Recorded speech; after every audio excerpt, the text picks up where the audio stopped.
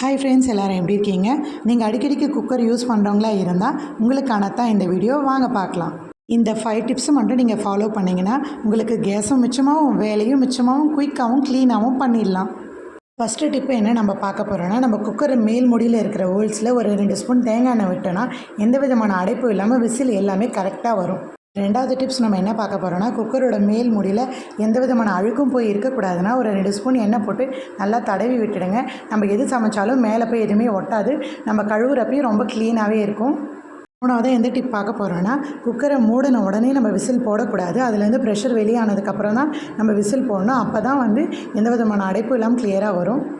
நாலாவதாக நம்ம எந்த டிப் பார்க்க போகிறோன்னா, குக்கரில் நீங்கள் எது சமைச்சாலுமே 2 3 ஸ்பூன் எண்ணெய் விட்டு சமைச்சு பாருங்கள், ரொம்ப குயிக்காகவே வெந்துடும். அஞ்சாவதாக நம்ம என்ன டிப் பார்க்க போகிறோன்னா, குக்கரோட விசில் அண்டு ரப்பர் ரெண்டுத்தையுமே ஒரு டைமும் நல்லா வாஷ் பண்ணி எடுத்துக்கோங்க. இந்த மாதிரி நிறைய யூஸ்ஃபுல்லான வீடியோ உங்களுக்கு வேணும்னா கண்டிப்பாக சப்ஸ்கிரைப் பண்ணுங்கள். தேங்க்யூ.